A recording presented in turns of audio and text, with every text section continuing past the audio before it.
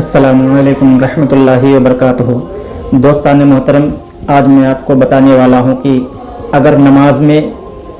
आपके पैर का अंगूठा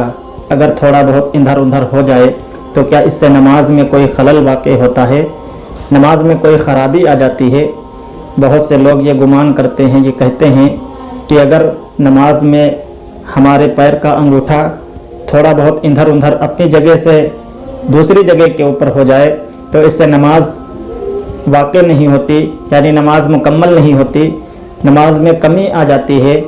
कहाँ तक सही ये बात है और कहाँ तक जो है ये बात खाली एक अफवाह है। चलिए वीडियो को शुरू करते हैं। अगर आपने हमारे चैनल को अभी तक सब्सक्राइब नहीं किया है तो आप हमारे चैनल को भी सब्सक्राइब कर दें और साथ ही साथ इस वीडियो को अपने उन दोस्तों के साथ शेयर करें जिन्हें आप ज़्यादा से ज़्यादा पसंद करते हैं। तो चलिए दोस्तों, वीडियो की तरफ चलते हैं। आज लोग इस दौर में कुछ जगहों के ऊपर ये देखा गया है कि लोग ये कहते हैं कि अगर नमाज में हमारे पैर का अंगूठा अगर एक जगह से दूसरी जगह हो जाए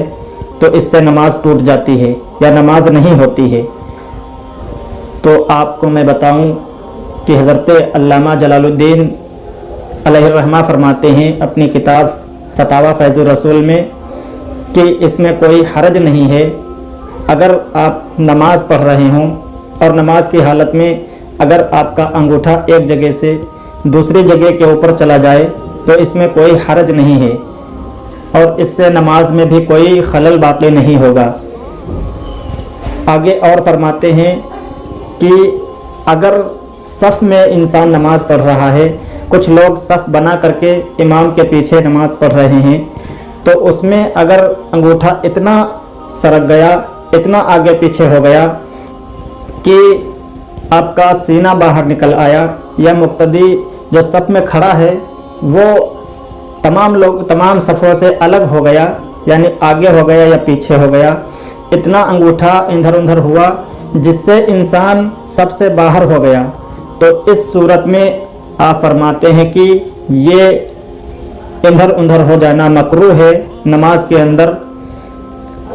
या और भी जिस्म है जो इधर उधर आप करें तो ये भी नमाज में मकरूह है। और अगर